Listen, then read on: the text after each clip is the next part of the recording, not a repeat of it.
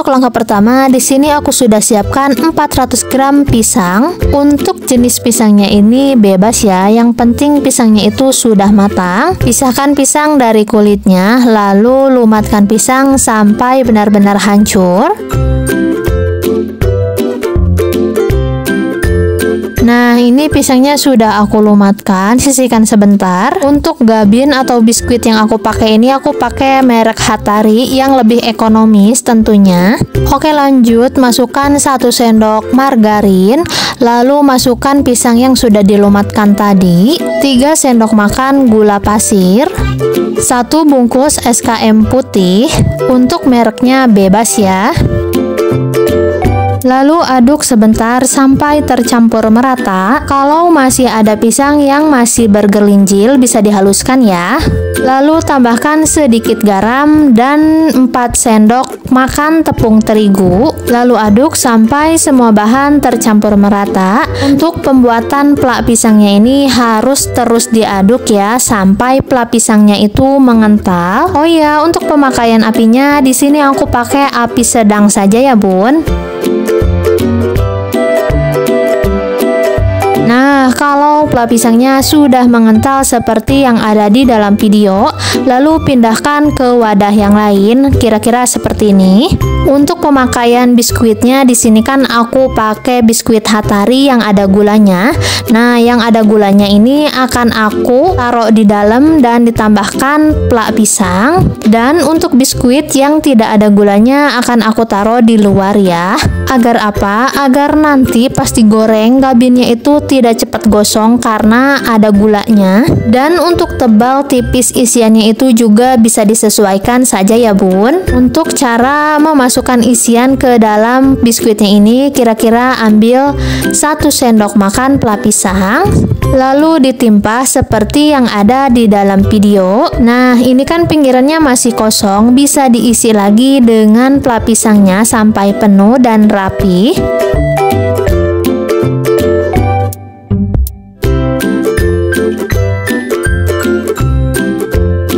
Nah, kira-kira seperti ini ya, isiannya penuh dan rapi. Lalu ulangi caranya sampai plak pisangnya habis. Oh ya, Bun, untuk isian gabinnya ini bisa diganti juga loh, nggak harus dengan plak pisang. Bisa diganti dengan rasa tape, ketan hitam, atau duren. Jadi kalau Bunda mau ide jualan gabin kan bisa banyak tuh variasi rasanya. Dan kalau untuk ide jualan gabin bisa dibungkus dengan plastik OVV atau dibungkus dengan mika yang kecil itu untuk kue basah ya, agar gabinnya itu terlihat rapi dan lebih higienis aja sih. Nah, ini untuk plak pisangnya sudah habis. Langkah selanjutnya akan aku goreng. Sebelum memasukkan gabin ke dalam minyak, itu pastikan ya minyaknya itu harus benar-benar panas. Dan untuk menggorengnya menggunakan api sedang saja ya. Untuk pembalikan gabin jangan sering-sering dibalik karena itu kan menyerap minyak. Jadi cukup 1 kali pembalikan saja ya.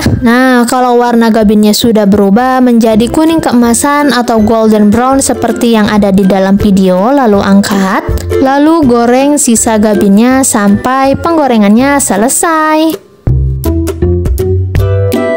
Dan jadi deh, gabin isi plak pisangnya sudah jadi, siap untuk dinikmati. Selain rasanya enak, cara buatnya pun sangat mudah banget kan? Langkah pertama di sini aku akan potong-potong dulu pisangnya. Untuk pisang yang aku gunakan, aku pakai pisang uli. Pisangnya sudah aku bersihkan dan aku potong-potong. Ini untuk ketebalannya optional ya, tapi jangan terlalu tipis, takutnya nanti pas dimasak hancur. Nah, ini pisangnya sudah aku potong semua, akan aku sisihkan terlebih dahulu. Oke, lanjut, masukkan 2 sendok makan tepung maizena. Lalu aku tambahkan 50 ml air putih dan aku larutkan sampai tercampur merata, dan aku sisihkan juga terlebih dahulu. Oke, lanjut, masukkan gula merah yang sudah aku sisir, setengah sendok teh garam, 1 sendok makan gula pasir, dan air santan sebanyak 750 ml yang aku dapatkan dari 1 bungkus santan instan. Lalu ditambahkan air, lalu tambahkan 1 lembar daun pandan, lalu masak air santan dengan gula merahnya sampai gula merahnya itu larut. Oh ya bun, untuk semua bahan, semua takaran sudah aku tulis jelas di kolom description box, jadi tinggal dicek aja ya. Untuk memasak gula merahnya ini tidak harus sampai mendidih, cukup sampai gula merahnya itu larut saja ya. Kalau gula merahnya sudah larut, lalu matikan kompor dan lanjut ke tahap selanjutnya.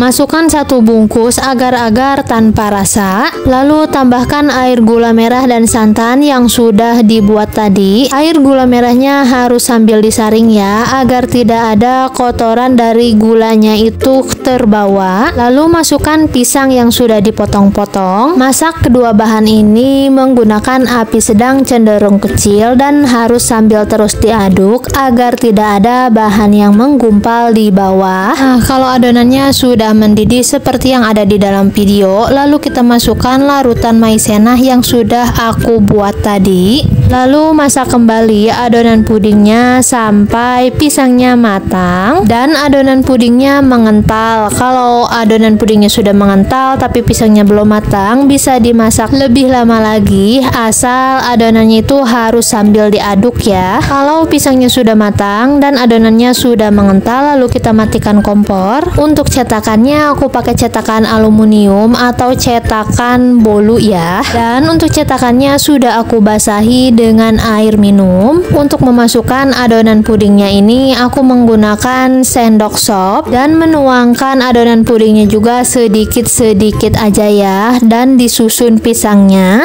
agar hasil akhirnya itu lebih cantik aja ya. Kalau dituangkan langsung semuanya itu boleh-boleh aja sih, tapi nanti takutnya pisangnya itu tidak tersusun rapi. Ya pokoknya untuk memasukkan adonan puding ke dalam cetakannya itu disesuaikan kondisi saja ya bun. Kalau adonan pudingnya sudah dimasukkan semua, lalu diamkan sampai ngeset ya. Setelah aku diamkan adonan puding selama 1 jam di dalam kulkas, ini sudah ngeset. Lalu untuk pinggirannya akan aku sisir dan aku selipin juga tusukan gigi agar lebih mudah mengeluarkan puding dari cetakannya.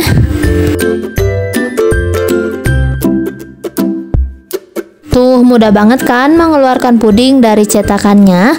Lalu tinggal dipotong-potong sesuai selera saja ya. Jangan lupa cobain resepnya ya bun, dan terima kasih sudah menonton.